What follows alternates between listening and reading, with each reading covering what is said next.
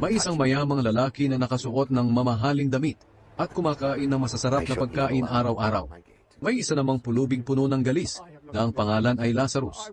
Dinadala siya sa labas ng pintuan ng bakuran ng mayaman.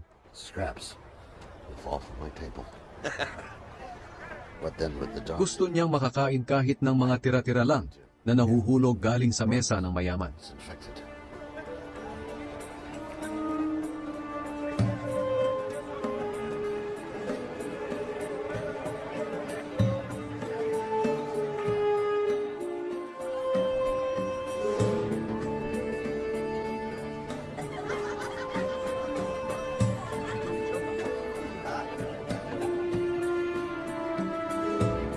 Finally here!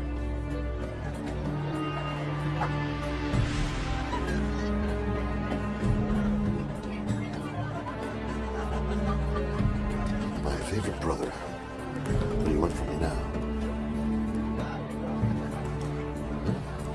We spared no expense to I can see that. There was a rich man who dressed in purple and fine linen and lived in luxury. At his gate was laid a beggar named Lazarus, covered with sores, and longing to eat what fell from the rich man's table. Even the dogs Nilalapitan siya roon ng mga aso at dinidilaan ang mga galis niya.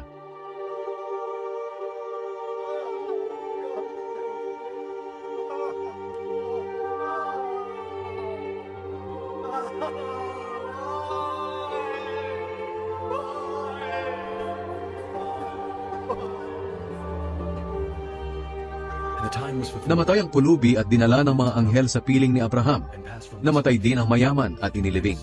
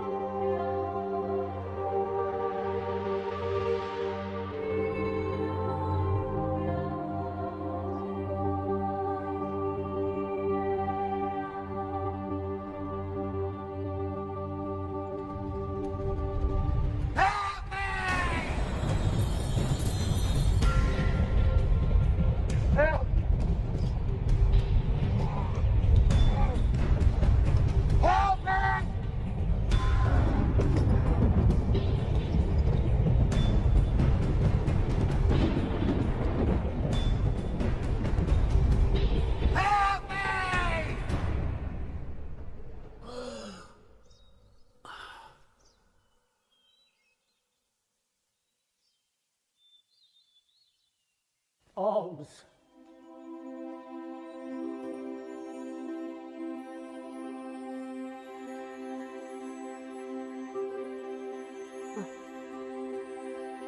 Welcome. Father Abraham? Yes. Yes, I am Abraham. Welcome to paradise. Paradise? Yes, that's it. Paradise!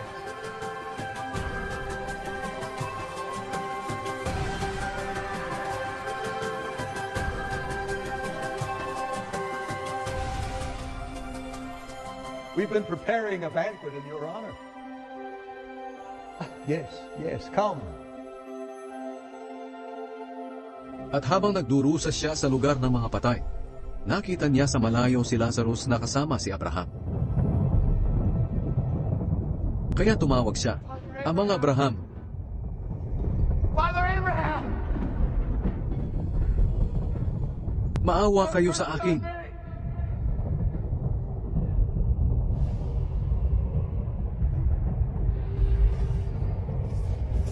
I saw you with Lazarus. Sentence me. Utusan niyo po si Lazarus na isawsaw ang daliri niya sa tubig at ipatak sa dila ko para lumamig-lamig ang pakiramdam ko dahil hirap na hirap ako dito sa apoy.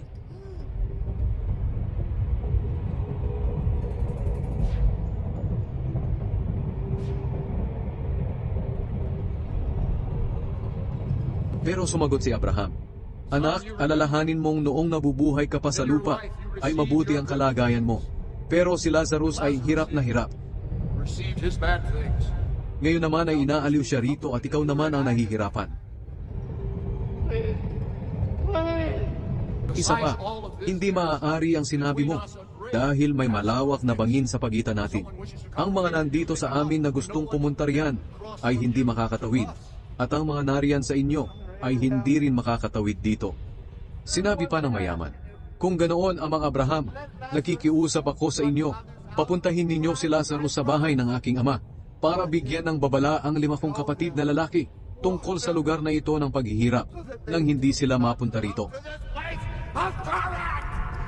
Sumagot si Abraham, "Nasa kanila ang mga isinulat ni Moises at ng mga propeta. Dapat nilang pakinggan ang mga iyon."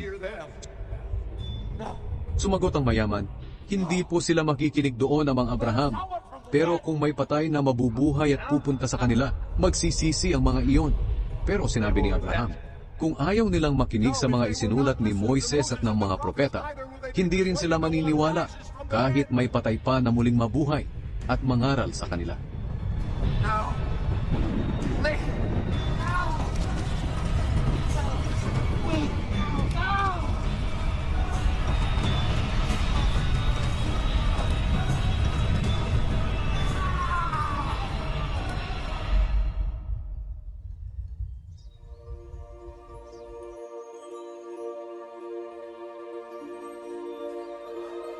Lazarus, come to the place your father has prepared for you.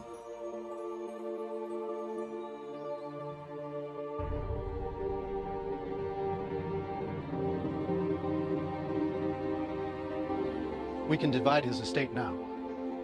We'll all be rich. That is what he would have wanted. Where do you think he is now? He was rich in this life. I'm sure he'll be rich in the next.